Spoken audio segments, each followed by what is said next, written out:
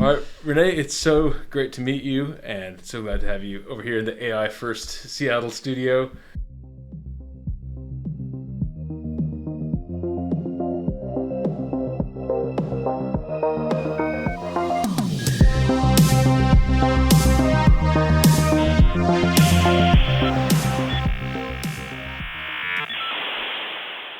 So I want to introduce you. You are Rene Brandel, co-founder of Casco, CEO, former AWS, inventor of Kiro. What have I missed? Yeah, I think you captured it pretty well. Dog whisperer. Yeah, I mean, I do like dogs. Shout out to my dog, Pixel.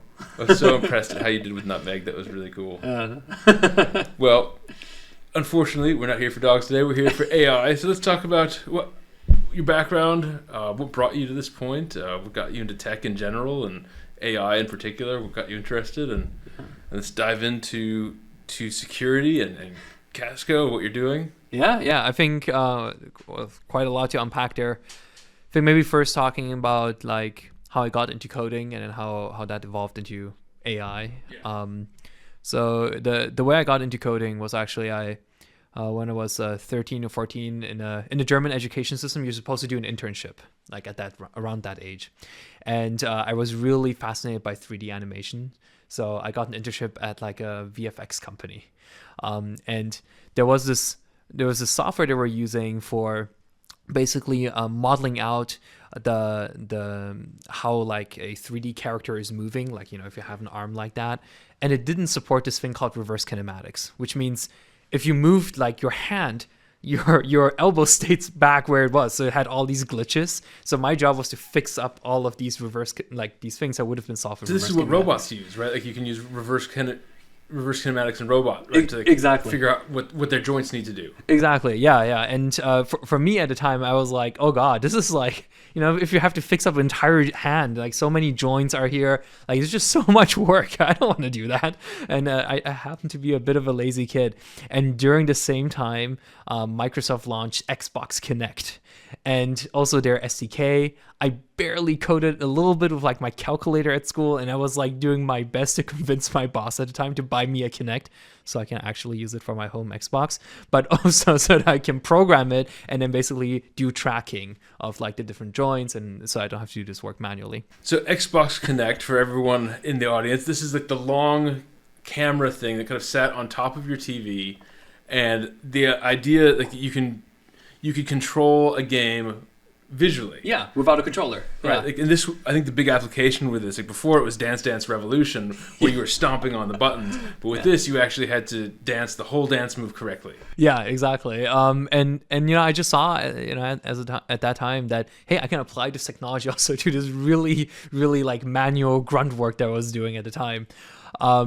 And yeah, I did my best on convincing my boss to get me an Xbox Kinect. I really tried to do coding well. I coded so badly. I really, I'm gonna apologize to my boss at the time. but it really got me excited about technology. It's like, oh wow, there's a scaling factor here. If I apply technology in a smart way, a lot of the manual grunt work that nobody really wants to be doing can be really solved for, and then we can focus on more strategic work, more fun work, right?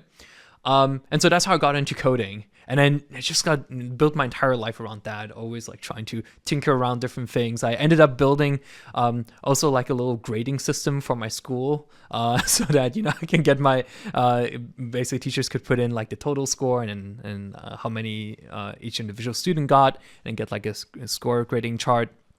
It was a very fun time. So I just really got into it. And where was this? Where were you at the time? I was actually in China. So I'm German, but and I'm born in Germany, but I grew up in China. So I spent 16, 17 years in China actually during that time, and I went to a German school in China. And yeah, that was super fun.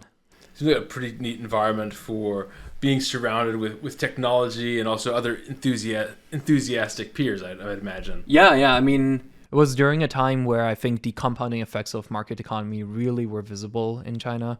I think it taught me a lot about how much human humans can do and accomplish if you set your mind to it. If you're ambitious enough, if you have vision, and if you can rally the people behind it, you can really execute. A good example is like I used to go to school with the subway in Beijing, and it just felt like every month the subway stations just keep expanding. It was like, oh my god, this network is just ever growing, right? And then like over every year in the summers we would come back to Germany, and in my hometown, just like no station added. They're so disgusting if they want to do another station. Yeah, I imagine they move a little bit faster in Shanghai. That's cool. Yeah. I love the cyberpunk aesthetic of the neon lights and the infinite cityscape. So that's pretty cool. I want to see it someday myself. That's really neat. Yeah. Did you like that clip? Check out the full episode, the interview with Rene Brandel, co-founder and CEO of Casco and inventor of Amazon Kiro. Check out the description for links, and please subscribe to the channel.